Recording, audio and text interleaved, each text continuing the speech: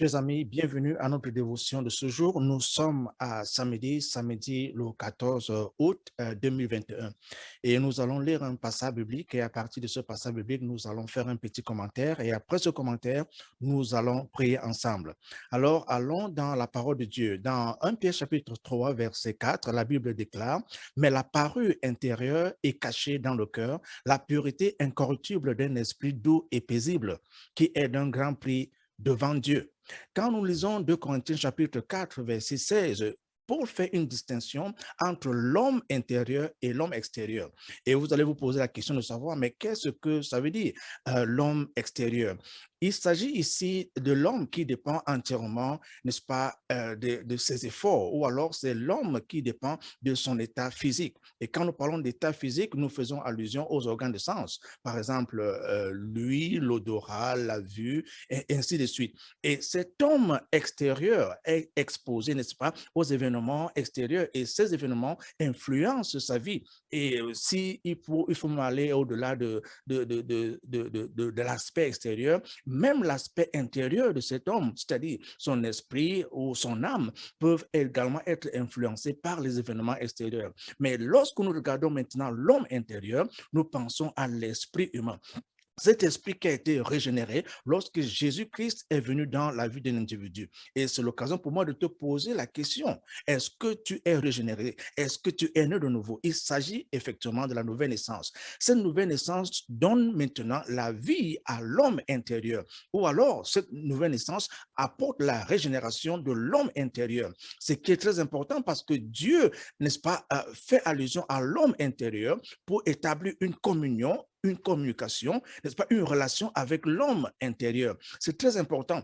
Et la Bible nous déclare également que nous portons, n'est-ce pas, ce trésor dans ce vase, n'est-ce pas, ce vase, n'est-ce pas, d'argile. Ce trésor, c'est l'homme intérieur. Il s'agit de l'esprit humain.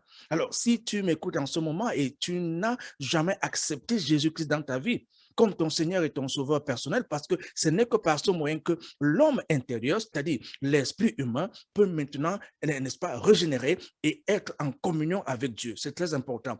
Et sans cette communion avec Dieu, n'est-ce pas, on ne peut même pas parler de votre vie éternelle avec Jésus-Christ ou votre vie éternelle avec Dieu, parce que cette vie éternelle avec Dieu commence par la nouvelle naissance, cette nouvelle naissance qui consiste maintenant à ce que l'homme intérieur, l'esprit humain, est régénéré lorsque Jésus-Christ entre dans votre vie.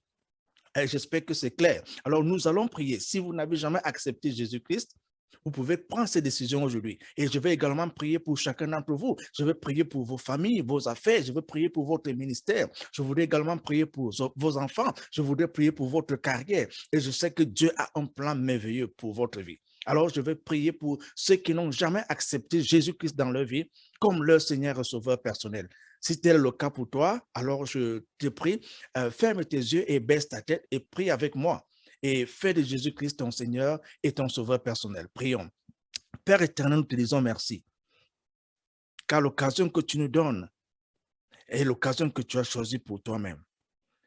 Et voici ta créature qui se tourne vers toi pour demander que Jésus-Christ, ton Fils, soit leur Seigneur et Sauveur. Alors là où tu es, dis cette prière après moi. Dis tout simplement: Seigneur Jésus, j'ai besoin de toi. Je t'ouvre la porte de mon cœur et je te reçois comme mon Seigneur et Sauveur personnel. Pardonne tous mes péchés et donne-moi la vie éternelle que tu promets. Aujourd'hui, j'accepte que tu es mon Seigneur, j'accepte que tu es mon Sauveur et j'accepte que je suis né de nouveau et ma vie ne sera plus jamais la même. Au nom de Jésus. Amen. Alors, si tu as fait cette prière pour la première fois, je te dis félicitations.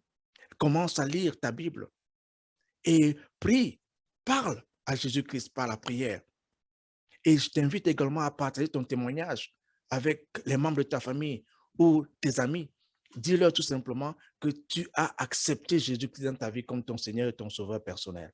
D'accord? Et si tu ne fais pas partie d'une assemblée, je t'encourage à rejoindre une assemblée où Jésus-Christ est prêché, où la parole de Dieu est prêchée dans toute sa totalité. Alors, je vais maintenant prier pour tous ceux qui ont besoin de prière. Peut-être tu as besoin de prier pour toi, tu as besoin de prier pour ta famille, tu as besoin de prier pour tes enfants, ta carrière, peut-être ton ministère. S'il y a des gens qui sont malades, je prie pour toutes ces personnes maintenant.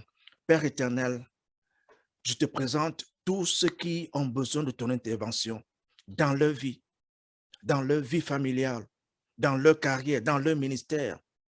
Je prie également pour tous les enfants. Je prie pour les finances de tous ceux qui m'écoutent en ce moment. Seigneur, que ta provision les atteigne là où ils se trouvent au nom de Jésus. Merci Seigneur, car tu écoutes les prières que t'offrent tes enfants et tu réponds à ces prières. Et à cette prière, Seigneur, grand Dieu, nous croyons que tu nous as écoutés, nous croyons que tu nous as répondu. Au nom de Jésus. Amen. Que le Seigneur te bénisse et bonne journée.